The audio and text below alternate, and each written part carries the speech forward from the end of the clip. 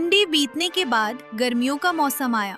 वीरनगर के गांव में विजय नाम का एक गरीब किसान अपनी पत्नी निकिता और 2 बच्चों के साथ रहता था। उसका बेटा सोनी 8वीं क्लास में पढ़ता है। माँ, आज बहुत ज्यादा गर्मी है।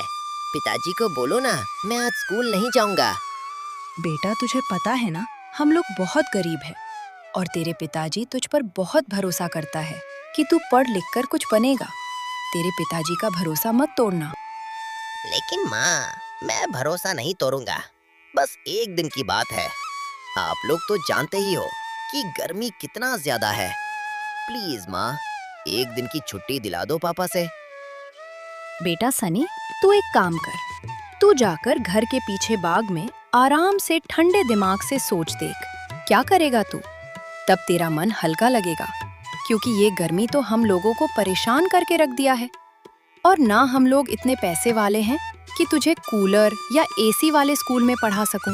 निकिता अपने बेटे से ऐसा बोल ही रही होती है कि तभी वहाँ विजय भी आ जाता है। आज गर्मी बहुत ज्यादा है।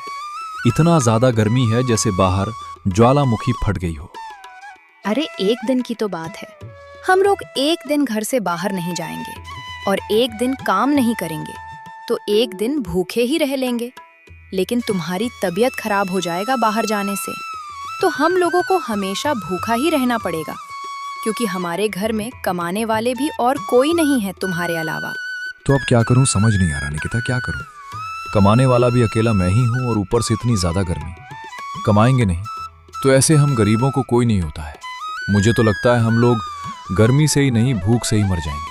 पापा, हमारे जो टूटे फूटे पंखा है वो भी नहीं चलता सही से, और पानी से भी गर्मी की धुआं निकल रहा है। अब हम लोग क्या करेंगे पापा? बेटा, हमारे पास एक मिट्टी का मटका है, अब उसी का पानी पियो बेटा। और वैसे भी मटका का पानी शुद्ध और ठंडा होता है।